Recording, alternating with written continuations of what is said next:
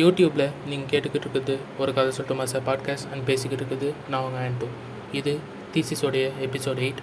போன எபிசோடில் என்ன நடந்துச்சுங்கிறத ஒரு சின்ன ரீகேப் பார்த்துட்டு அதுக்கப்புறமா டைரெக்டாக அந்த எபிசோடுக்குள்ளே போயிடலாம்.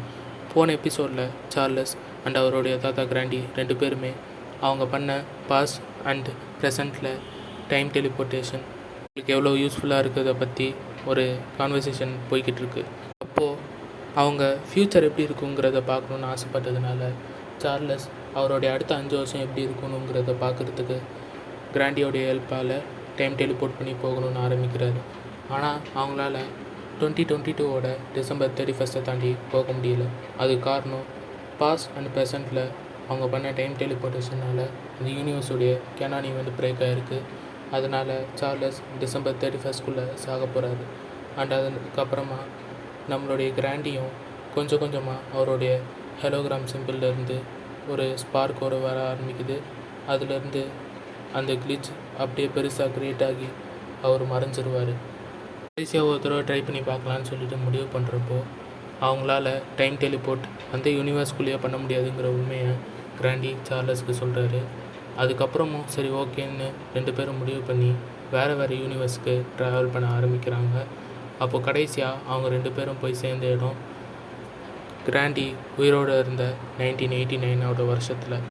அந்த யூனிவர்ஸ் நம்பர் 4 1989 சார்லஸ் கொஞ்சம் கொஞ்சமாக அவர் எங்கே இருக்காருங்கிறத தெரிஞ்சுக்கிட்டு அதுக்கப்புறம் என்ன பண்ணலான்னு யோசிச்சுக்கிட்டு இருந்த டைமில் அங்கே எதையோ ஒன்றத்தை பார்த்து ஷாக்காக ஆரம்பிக்கிறாரு. அப்போது அவர் பார்த்தது வேறு யாருமே இல்லை, உயிரோடு இருக்க கிராண்டி தான். அப்போது அவர் ஃபிசிக்ஸ் டீச்சராக ஒர்க் பண்ணிகிட்டு இருந்த ஸ்கூல்லேருந்து வீட்டுக்கு ஸ்கூட்டியில் கிளம்பிக்கிட்டு இருந்தார். அவரை ஃபாலோ பண்ணி அவருடைய வீட்டுக்கு அங்கேருந்து சார்லஸ் ஓட ஆரம்பிக்கிறார். வீட்டுக்குள்ளே போன கிராண்டி உடனே எக்ஸைட்மெண்ட்டில் அவருடைய வீடு டோரை கூட லாக் பண்ணாமல் நேராக அவர் வீட்டுக்குள்ளே இருக்கிற லேபுக்கு போக ஆரம்பிக்கிறாரு. கிராண்டியோடைய ஃபிங்கர் பிரிண்ட்னால் அந்த லேபை லாக் பண்ணி வச்சுருக்காரு. அண்ட் அவர் அதை ஈஸியாக ஓப்பன் பண்ணிட்டு போயிட்டார். ஆனால் வீடு திறந்துருக்கிறதுனால உள்ளே வந்த சார்லஸ் வீட்டுக்குள்ளே எவ்வளோ ஈஸியாக வந்தாரோ அதே மாதிரி அந்த லேப்குள்ளே போக முடியல. அப்போது ஹலோகிராமாக இருக்க கிராண்டி சார்லஸ் உடனே ஹலோகிராமாக தெரிகிற கிராண்டியை பார்த்து சரி இப்போ இந்த லாக் எப்படி ஓப்பன் பண்ணுறதுன்னு சொல்லு அப்படின்னு சொல்கிறப்போ சார்லஸ் என்னால் முடியல, கொஞ்சம் கொஞ்சமாக என்னை எதையோ ஒரு ஃபோர்ஸ் ஹெவியாக இழுக்கிற மாதிரி இருக்குது அப்படின்னு கிராண்டி சொல்கிறப்போ சார்லஸ் என்னாச்சு அப்படின்னு கேட்குறப்போ பதிலுக்கு கிராண்டி உயிரோடு இருக்க நானும் இப்போ செத்து போனேன் என்னுடைய ஆறாவும் 2ம் பக்கத்தில் இருக்குது, எவ்வளோக்கு எவ்வளோ நெருங்குதோ அந்த அளவுக்கு அது எனக்கு ரொம்ப டேஞ்சர் அப்படின்னு சொல்கிறார். சார்லஸும் சரி நீ கொஞ்சம் நேரத்துக்கு வெளியே போ, நான் ஹேண்டில் பண்ணிக்கிறேன், இப்போது இந்த டோரை அன்லாக் பண்ணுறதுக்கான பாஸ்வேர்ட் மட்டும் சொல்லிட்டு போ அப்படின்னு சொல்கிறப்போ கிராண்டி அந்த லாக்கோட பாஸ்வேர்டை சொல்கிற அங்கேருந்து கிளம்புறாரு. சார்லஸ் அந்த லாக்கை மெதுவாக ஓப்பன் பண்ணி உயிரோடு இருக்க கிராண்டிக்கு தெரியாமல் அவர் வாட்ச் பண்ண ஆரம்பிக்கிறாரு. அந்த கிராண்டியும் அவருடைய ஸ்பெக்ஸை எடுத்து அதில் டைனி ஷேப்பில் இருக்க ஏதோ ஒரு சிப்பை அந்த ஸ்பெக்ஸ்குள்ளே இன்சர்ட் பண்ணிகிட்ருக்காரு. அண்ட் அந்த ப்ராசஸ் சக்ஸஸ்ஃபுல்லாக முடிஞ்சதுக்கப்புறமா கிராண்டி அவருக்கு அவரே பேசிக்க ஆரம்பிக்கிறார்.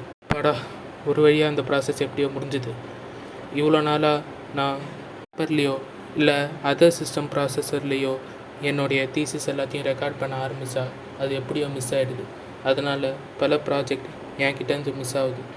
என்கிட்டேருந்து மிஸ் ஆனால் கூட பரவாயில்ல, ஆனால் அதை வச்சு வேறு எவனோ ரியல் ஆகிட்டு போகிறான். இதை இப்படியே விட மாட்டேன். இப்போது என்னுடைய இந்த ஃபைனல் தீசிஸோடைய ரிப்போர்ட்டை நான் என்னுடைய ஸ்பெக்ஸ் சிப்பில் இன்சர்ட் பண்ணிட்டேன். இதுக்கப்புறம் இதை யாருக்குமே என்கிட்டேருந்து எடுக்க முடியாது அப்படின்னு எக்ஸைட்மெண்ட்டில் பேச ஆரம்பிக்கிறாரு. இதை கேட்டு சார்லஸும் ஒரு விஷயம் அவருக்கு டக்குன்னு தோணுது.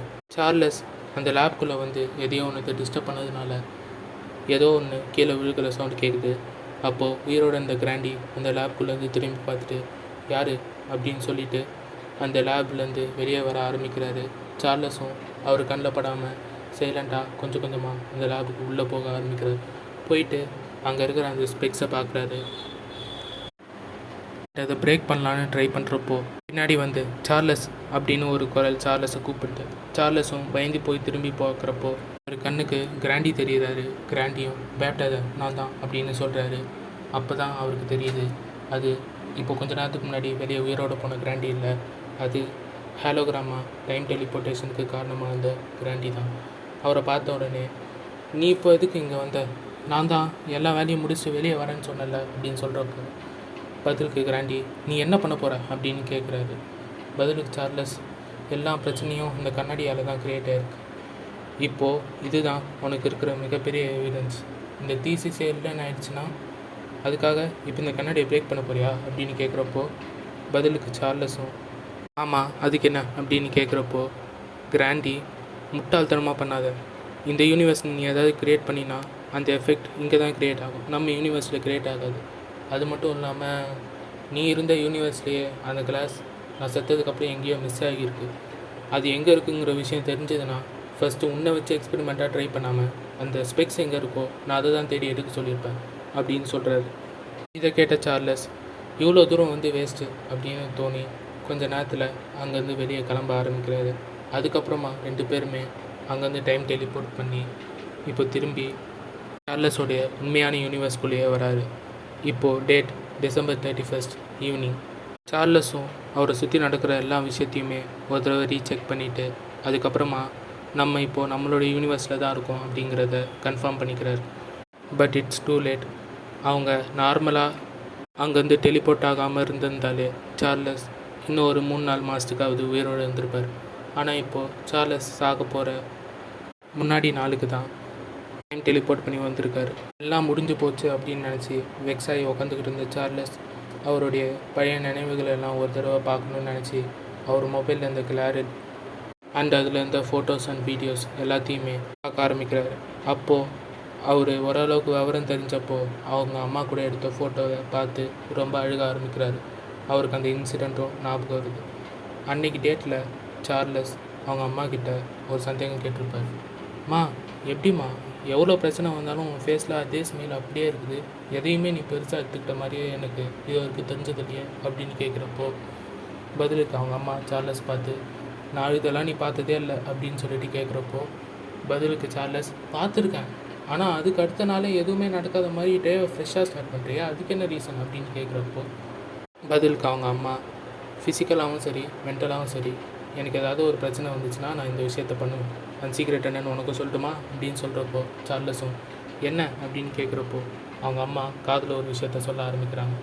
சார்லஸ் அவங்க அம்மாவை பார்த்துட்டு, போமா சும்மா எதுனா சொல்லிட்டு இருப்பேன் அப்படின்னு சொல்கிறாங்க. பதிலுக்கு அவங்க அம்மா, சீரியஸாக தான்டா, எனக்குலாம் இந்த விஷயம் நல்லா ஒர்க் ஆகிருக்கு அப்படின்னு சொல்கிறாங்க. சார்லஸும் சரி ஓகே அப்படின்னு சொல்லிவிட்டு அந்த மூமெண்ட்டை அப்படியே க்ராஸ் பண்ணுறாரு. இப்போ அந்த மொபைல் எல்லாத்தையுமே எடுத்து வச்சதுக்கப்புறம் கொஞ்ச நேரம் கழிச்சு சார்லஸ்க்கு ஏதோ ஒன்று ஸ்பார்க் ஆக ஆரம்பிக்குது. அதுக்கப்புறமா கிராண்டி அவர் கண்ணுக்கு தெரிய ஆரம்பிக்கிறார். அவ்வளோதான் சார்லஸ், இதுதான் நான் அவனை கடைசியாக மீட் பண்ணுறது. சாரி, என்னால் முடிஞ்ச அளவுக்கு நான் எல்லாத்தையும் ட்ரை பண்ணி பார்த்துட்டேன் அப்படின்னு சொல்கிறப்போ சார்லஸும் கிராண்டியை பார்த்து ஒரு குட் பை ஸ்மைல் பண்ணிவிட்டு அவரை அங்கேருந்து அனுப்பி வைக்கிறாரு. கிராண்டியும் கொஞ்சம் கொஞ்சமாக அவருடைய ஹாலோகிராம் சிம்பிளில் ஏற்பட ஆரம்பித்த கிளிச் பெருசாக ஆகி அவர் அங்கேருந்து அப்படியே டோட்டலாக மறைஞ்சிடுறாரு. சார்லஸும் இந்த விஷயம் எல்லாம் முடிஞ்சதுக்கப்புறம் நேராக போய் குளித்து ஃப்ரெஷ்ஷாக ஆரம்பிக்கிறாரு. ஏதோ ஒன்றுத்துக்கு ப்ரிப்பேர்டாக இருக்கார். கட் பண்ணால் அடுத்த 2 வருஷம் கழிச்சு 2024 சார்லஸ் அவருடைய ஒய்ஃப் ஹர்னியோட அவங்க அம்மாவுக்கு புதுசாக ஒரு வீடு வாங்கியிருக்காங்க. அண்ட் நீங்கள் கெஸ் பண்ணது கரெக்ட், சார்லஸ் அந்த மூமெண்ட்டை க்ராஸ் பண்ணி உயிரோட இப்போ 2 வருஷம் சர்வே பண்ணிகிட்ருக்கார். ஆனால் இது எப்படி நடந்துச்சு அப்படின்னு நம்ம எல்லாருக்கும் ஒரு சந்தேகம் இருக்கும். இந்த எபிசோடோட ஆரம்பத்தில் சார்லஸும் அவங்க அம்மாவும் ஒரு கிறிஸ்மஸ் லீவுக்காக அவர் ஊருக்கு வரத்துக்கு பேசிக்கிறத நம்ம கேட்டிருப்போம். அன்றைக்கி அவங்க அம்மாவை மீட் பண்ணணும்னு நினச்ச சார்லஸ் அன்றைக்கி நைட்டே அங்கேருந்து பைக் எடுத்துகிட்டு அவருடைய ஊருக்கு கிளம்ப ஆரம்பிக்கிறாரு. அப்போ நடந்த ஆக்சிடெண்ட்டில் தான் அவர் இறந்துருக்காரு. அப்போது அன்றைக்கி நைட்டு ஊருக்கு போகாமல் சார்லஸ் என்ன பண்ணியிருப்பார் அப்படின்னு நம்ம எல்லோரும் யோசிச்சுக்கிட்டு இருந்த டைமில் சார்லஸ் அன்றைக்கி ராத்திரி எல்லாத்தையுமே தெளிவாக ரெடி பண்ணிவிட்டு அதுக்கப்புறமா அவருடைய வீட்டிலையே படுத்து தூங்க ஆரம்பிக்கிறாரு. அப்போ தான் நமக்கு ஒரு விஷயம் புரியுது. சின்ன வயசில் அவங்க அம்மா அவங்களுடைய எல்லா பிரச்சனையும் சால்வ் பண்ணுறதுக்கான சொன்ன சீக்ரெட், என்ன நடந்தாலும் எல்லாத்தையும் மறந்துட்டு ஒரு மணி நேரம் தூங்கி எழுந்திரிச்சா மனசும் உடம்பும் ஃப்ரெஷ்ஷாக இருக்கும் அப்படிங்கிறது தான் சொல்லியிருக்காங்க. அதை கேட்டு சார்லஸ் அவருடைய வீட்டிலையே படுத்து தூங்குனதுனால அந்த டேவையும் ஈஸியாக கிராஸ் பண்ணி இப்போ அடுத்த 2 வருஷத்தில் அவங்க அம்மாவுக்காக சென்னையிலே சொந்தமாக ஒரு வீடு வாங்கியிருக்காங்க. ஊரில் அவங்க அம்மா இருந்த பழைய வீட்டை காலி பண்ணிவிட்டு அங்கேருந்து கிளம்பி வரப்போ உள்ளே இருந்த திங்ஸ் எல்லாத்தையுமே கிளியர் பண்ண ஆரம்பிக்கிறாங்க. எல்லா திங்ஸையும் எடுத்து வெளியே வச்சுட்டு வரப்போ தான் அவங்க அம்மாவுடைய கண்ணில் ஒன்று படுது. அதை பார்த்து ஷாக் ஆகுறாங்க. சார்லஸும் அவங்க அம்மா பக்கத்தில் போயிட்டு என்னம்மா அப்படின்னு கேட்குறப்போ அவங்க கிராண்டியோடைய அந்த ஸ்பெக்ஸ் எடுத்து காமிக்கிறாங்க. அப்போ தான் சார்லஸுக்கு இன்னொரு விஷயம் ஞாபகத்துக்கு வருது. அவர் ஒரு ரியாலிட்டிக்கு டைம் டெலிபோர்ட் பண்ணி போகிறப்போ அங்கே கிராண்டி இந்த சிப்புக்குள்ளே தான் இந்த எக்ஸ்பெரிமெண்ட்கான எல்லா விஷயத்தையும் சேவ் பண்ணி வச்சுருக்காரு அப்படிங்கிறது சார்லஸ்க்கு தெரிய வந்தது. அண்ட் ஹோலோகிராமாக இருந்த கிராண்டியும் நம்மளோட யூனிவர்ஸில் மிஸ் பண்ண அந்த ஸ்பெக்ஸ் தான் இது அப்படின்னும் சார்லஸ் புரிஞ்சிக்க ஆரம்பிக்கிறார். இப்போது இவரோட கையில் அந்த கிராண்டியோடைய ஸ்பெக்ஸ் இருக்குது. இந்த ஸ்பெக்ஸில் இருக்க சிப் மூலமாக அவர் திரும்பவும் டைம் டெலிபோர்ட்டேஷனை ட்ரை பண்ணி பார்ப்பாரா, இல்லை அந்த கண்ணாடியை அங்கேயே தூக்கி போடுவாரா? இதோட இந்த கதை இங்கே முடியுது. இப்போது இந்த தீசிஸோடைய எல்லா எபிசோட்ஸும் முடிஞ்சிடுச்சு. இதோடைய ப்ரீவியஸ் எபிசோட்ஸையும் பார்க்கணுன்னு ஆசைப்பட்டீங்கன்னா இந்த ப்ளேலிஸ்ட்டில் இருக்க எல்லா வீடியோஸையும் பார்த்து தெரிஞ்சுக்கோங்க. தேங்க்யூ.